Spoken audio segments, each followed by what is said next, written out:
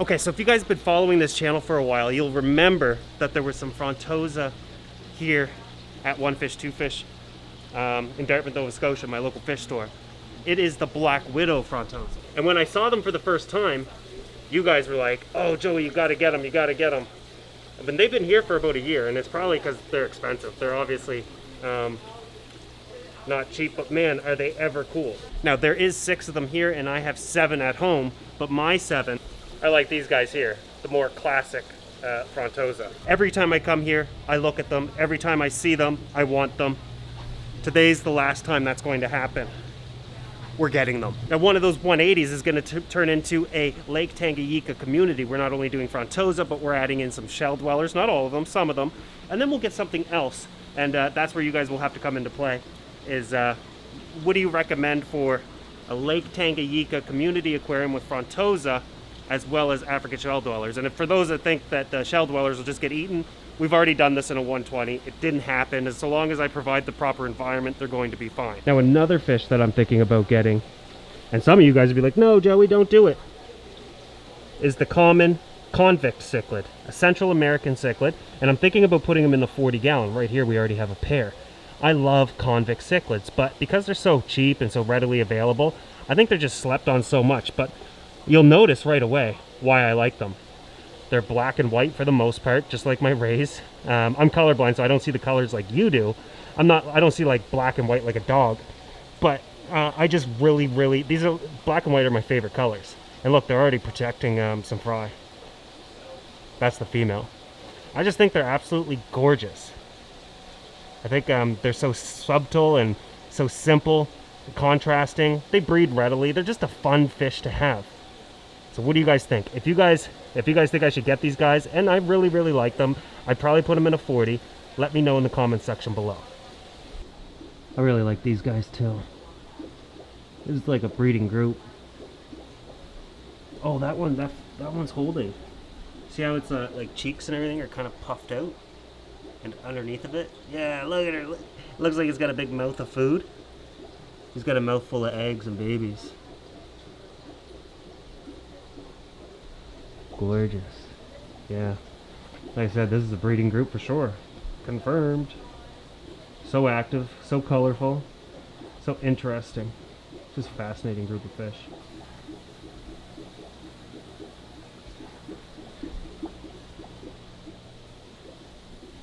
What you got in here? Dragon blood peacocks. Look at that. Needs more plants. Almost all the plants are sold. These never last here. Whenever he gets a new plant shipment, and he'll get in hundreds of plants, they're gone. Like right away.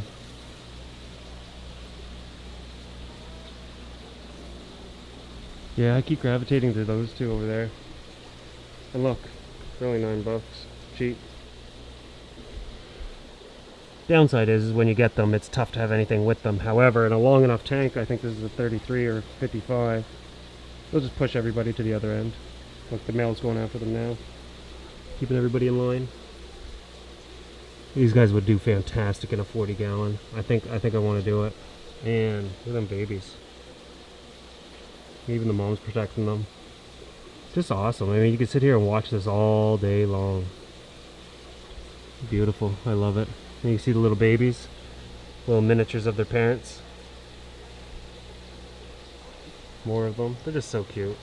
Downside is they breed so readily, and it's not exactly easy to like get rid of them or to sell them or to move them. I mean, maybe you could do it once, but after that, I mean, you'll flood the market. I think that has a lot to do with it too. People breeding them, they just have nowhere to put them. There's just too many of them. Oh yeah, check out the 1350. We didn't really get to look. Look at the size of these Frontosa. I put him in there. In the Oscars. These guys aren't that big. They're pretty big. Tinfoil barbs are huge. The clown loaches are huge. The Balashark's huge. The Frontosa are huge. The Oscars still have a ways to grow. Some of these Frontosa as well. I don't know how many he's gotten here, but definitely has a few. Which is an interesting combination, to say the least. With the iridescent sharks in the back. But this is, you know, although a lot of these fish don't come from the same locations. Look at the clown loach trying to open that shell. having a big tank like this and a massive amount of like big, large fish randomly I still think it's really cool. I really, really like it. Reminds me of the 2000. Get away from everybody. So I just messaged Jeff and I was like, how much do you want for all of those Frontosa? He's like, well, how much are they? And how much are they? How much are they and how many are they? Like, how much is it listed? Because he's not in the store. He lives in PEI and his store's here in Nova Scotia. So he says, so I said, there's 6 of them, $99.99 each. He's like, you want them all? I said, yep. He said, I paid $60 for them back a year ago at 1/3 that size. Let's say $200 for all of them. I was like, wow. And then I thought like $60 and you're only selling them for $100. I always thought like, well, they're high end. That's pretty expensive for wholesale, $60 each. He's like, actually, fuck it. I don't even care. Just take them. That's what Jeff's like when I deal with them. I offer to pay, and he's like, nah, just take them, whatever. Doesn't happen all the time, but when it does, I always appreciate it. I always pay for everything. Now these guys are a lot bigger than mine, probably twice the size of my piranha. And we might end up eventually picking them up if they're still kind of kicking around. However, once I get mine into a 180, mine are going to be around that same size as well. And when they get to this size, they're a little less skittish. And I've got, what, 20 of them? And I plan to add in like 100 or 200 tiny tetras as well. And the piranha won't eat them. It's a very common combination to add in, like neon tetras, for example. They don't view them as a food source. They're too small to even chase around or bother. Piranhas in the wild will technically go after, if they are going to eat anything, it's probably already dead or injured or sick. Bigger fish. That's when, you know, if they're going to eat anything else, they don't typically go after small little tetras that are perfectly healthy. Now, if you guys remember, when I went to the local fish store, One Fish, Two Fish in Dartmouth, Nova Scotia, I originally went there and we removed the barb from that freshwater stingray, that pearl. That video was filmed the same day. The Frontosa, I did get them, I did pick them up, and they are doing absolutely amazing. They went through their quarantine process, and then for the time being, just for a few more days, I've added them into the aquarium with the rest of the Frontosa that I already had. Look at my big daddy. That's me. That's Joey. I'm not that big. I'd probably be like this little shrimp in real life. But for now, that's Joey. Yeah, I added them in there. There's 13 total now. And I thought that it was going to look really weird to have a combination of black widows as well as, you know, regular Burundi type deal. Frontosa with the regular stripes. You know, just regular 6 stripes. But to be honest with you, the coloration is identical, and I think it fits in nicely. I think the black widows, which have been in the hobby for quite some time, I had no clue because I've been out of the Frontosa game for a while. I kept Frontosa a long time ago, and I mean like 15 years ago or something like that.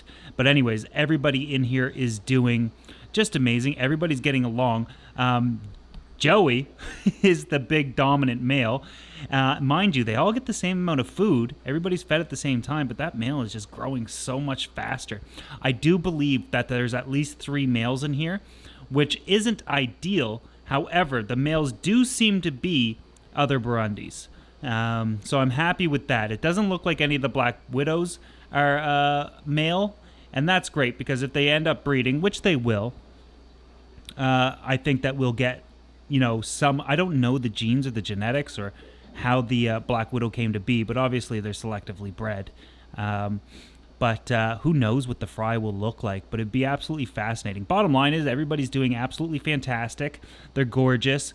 Shout out to Jeff for giving me free fish. You know, as guilty as I still feel, Jeff knows paid tens of thousands of dollars worth of fish from him over the last few years. So this is just like a nice little kickback. You know, buy $50,000 worth of fish, get $200 free.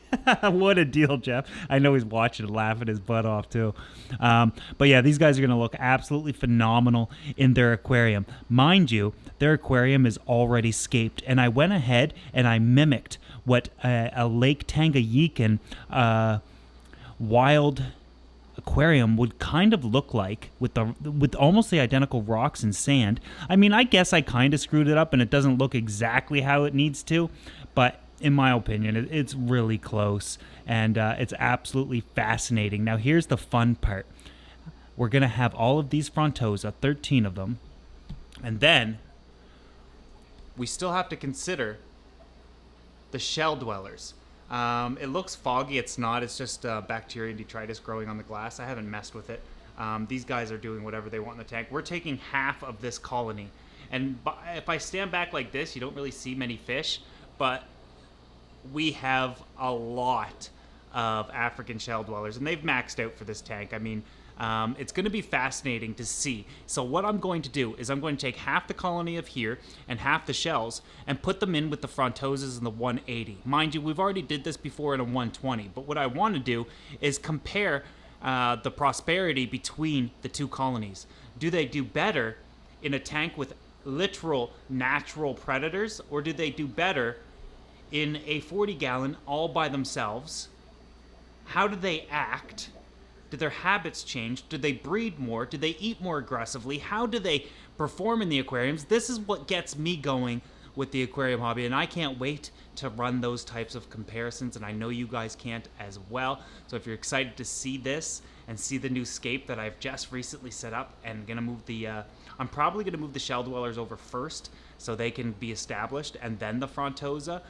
It'll all be in the same video, but I'll stagger it days and just film it differently. But if you want to see that, you're not subscribed to this channel yet, make sure you do, or you're going to miss it. Or a month ago or a month and a half ago, something like that, the members only section already saw the scape for the new tank. And if you're tired of waiting and you have no patience, like I don't have any patience, consider joining the members only and get behind the scenes look, live videos, photos, that sort of thing before anybody else.